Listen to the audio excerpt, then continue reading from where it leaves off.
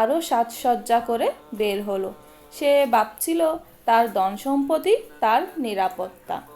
তখন আল্লাহর গজব নেমে এলো। অতঃপর আমি তাকে এবং তার ঘরবাড়িকে জমিনে ধসিয়ে দিলাম।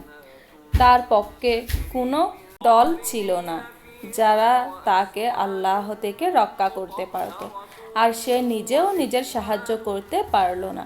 সূরা কাসাস আয়াত নাম্বার ৮১। এক মুহূর্তে সে ও তার ধন সম্পদ মাটির নিচে হারিয়ে গেল। আল্লাহ আমাদের এই শিক্ষা দেন যে ধন সম্পদ আল্লাহর নেয়ামত, কিন্তু অহংকার করলে তা গজব হয়ে যায়। মানুষের যোগ্যতা নয়, বরং আল্লাহর ইচ্ছাতে সম্পদ আসে। দুনিয়ার চাকচিক্য ক্ষণস্থায়ী, আখিরাতের পুরস্কারই আসল।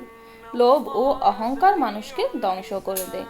হে আল্লাহ, আমাদেরকে সম্পদ দাও, কিন্তু অহংকার থেকে রক্ষা করো।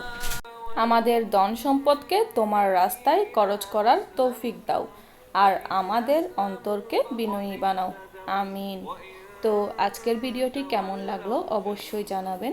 যদি ভালো লাগে তাহলে ভিডিওটি লাইক করবেন, এবং আরও নতুন নতুন দোয়া কবুলের আর অহংকার পতনের গল্প শুনতে চাইলে আমার চ্যানেলটিকে অবশ্যই সাবস্ক্রাইব করবেন। আল্লাহ হাফেজ।